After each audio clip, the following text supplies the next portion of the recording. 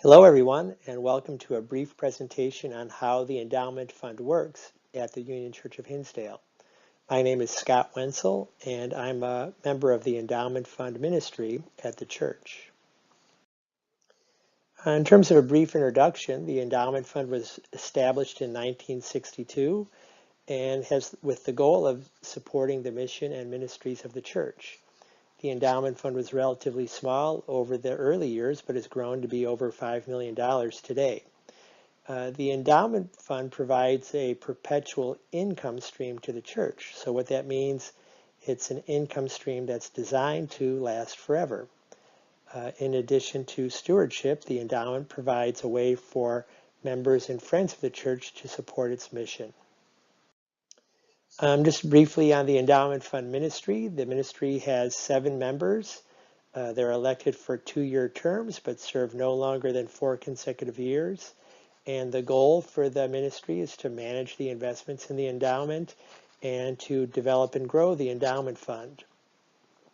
In terms of governance, the endowment fund ministry is governed by the Constitution of the Church, the endowment fund policy document, and the Uniform Prudent Management of Institutional Funds Act, which makes sure funds like these are managed in a prudent way and in ways that the donors would wish.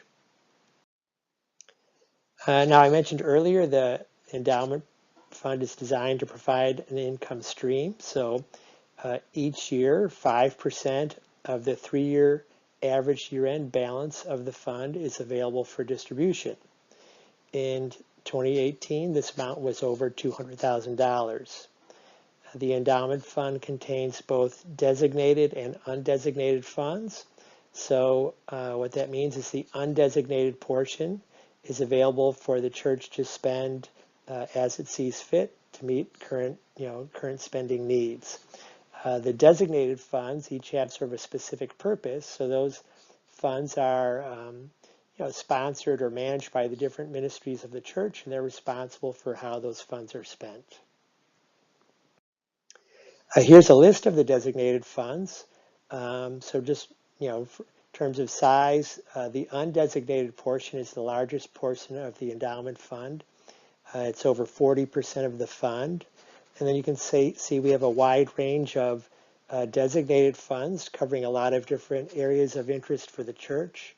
The largest of these is the Smithwick Ministerial Housing Fund, representing about 30% of the endowment.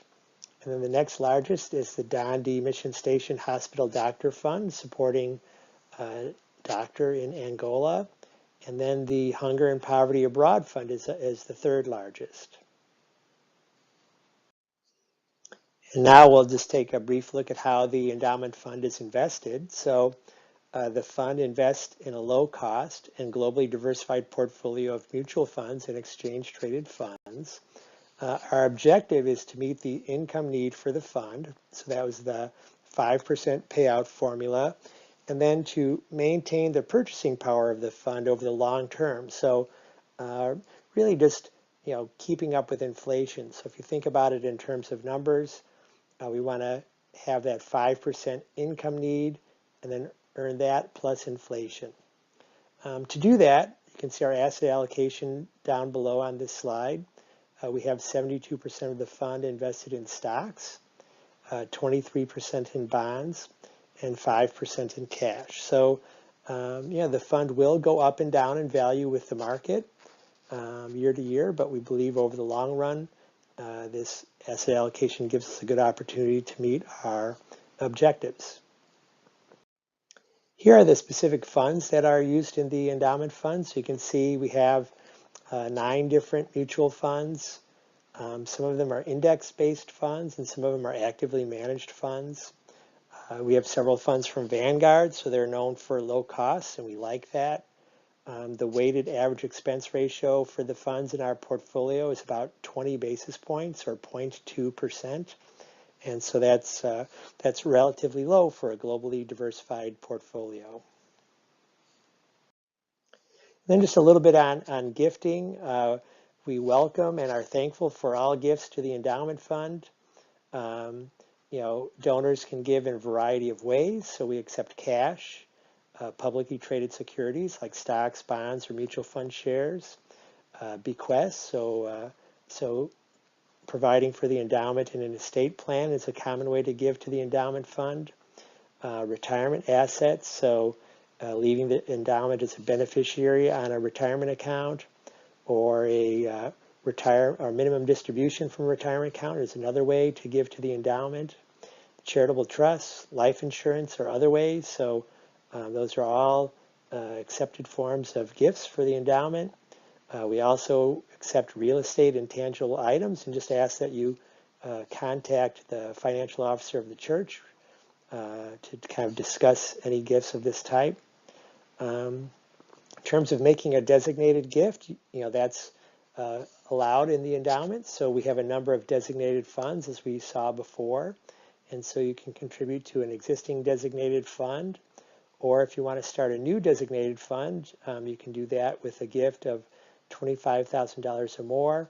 And we just ask that you provide some documentation on the goals and get approval from the endowment ministry. We also have the Legacy Society, and so this is a way of recognizing those who have given or are planning to give $25,000 or more to the endowment.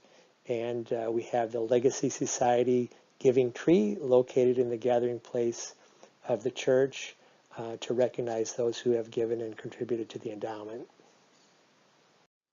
So that's just a brief overview of how the fund works. If you want more information, we have the Endowment Fund Policy document that gives more detail on the operations of the fund. You can also direct questions to the church financial officer or members of the endowment ministry, and we'd be happy to answer any questions that you have.